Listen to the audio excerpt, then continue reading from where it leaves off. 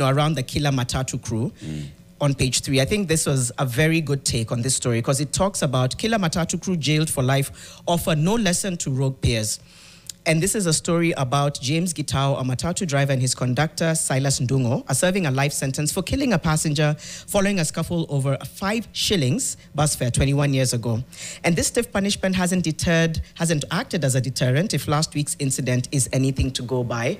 On page 3, that was a really heartbreaking story to follow, and I think this perspective is so important. What have we not learned? It This talks many about years the absolute lawlessness of the sector. The article goes on to say that these events led to the arrest and imprisonment for murder, which is, of course, those who were imprisoned 21 years ago. But further on, it says that these cases indicate that all confrontations between matatu crews and passengers revolve around bus fare disputes. And according to court files, it starts as an argument over balance and then degenerates into a scuffle. That the government's attempts to regulate the industry and tame the rogue crews through punitive laws and imprisonment haven't succeeded in installing sanity.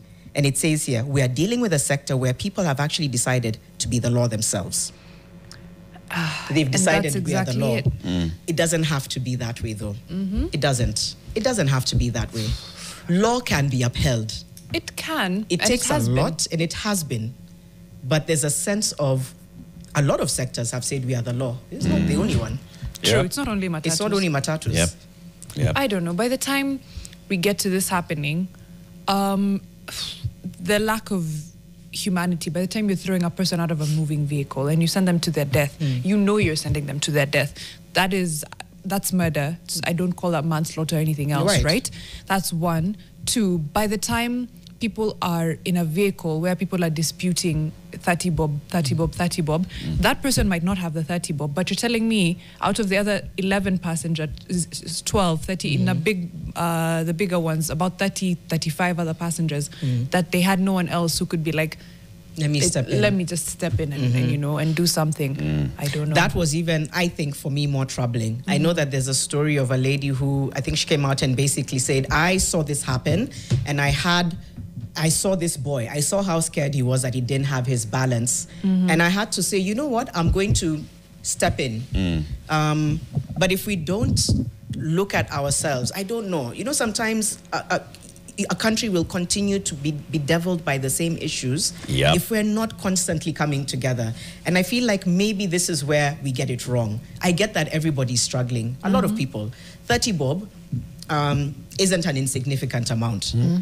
But at the same time, if we're looking at wanting to be a country that's there for each other, and then these things happen, I feel like it sets us way back. It does. It's that thing where we say fixing ourselves first. Right. And then with the matatu industry specifically, you can't help but draw that thread between the matatus will operate as they want. They'll carry however many passengers they want. They'll add Initwaji Sambaza so that 2 seats become 3. They'll bribe police officers when they've done whatever it is that they have done. They'll continue to do that. They'll drop you where they want to drop you, not at a designated stage, but they'll pick you up from anywhere. Kushukuliwa ni anywhere, but kushukishwa, hapa kuna stage, right? That it seems like small things, but it adds up. It adds up. It comes in as well as, like you're saying, Janet, it's fixing ourselves. So I just want to throw us under the bus here. Why do you want to alight at a place that's not a designated stage?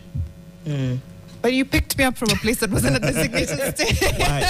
Why were you standing at a place that's not a designated stage? Because the designated and stage hailing the mud from there. It's far. I understand.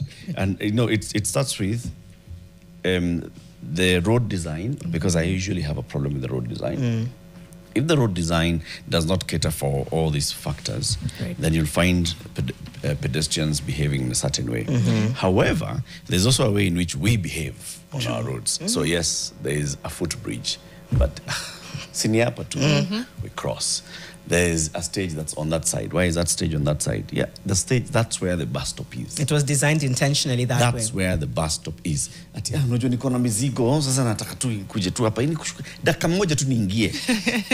We. It has to have all those things. Mariam is happy because she's like accurate. You know, it's so accurate. It's a give and take. It is give and take. Yeah. I just think you know, there's this conversation around struggle love. It's a bit off base, but it's just somebody saying I don't need to struggle all the time. It doesn't have to be. It doesn't have to be, hard. especially when society is kind of on edge. And I think a lot of people right now are on edge. It's a very frightening time. We saw what happened on Thika Road the other day.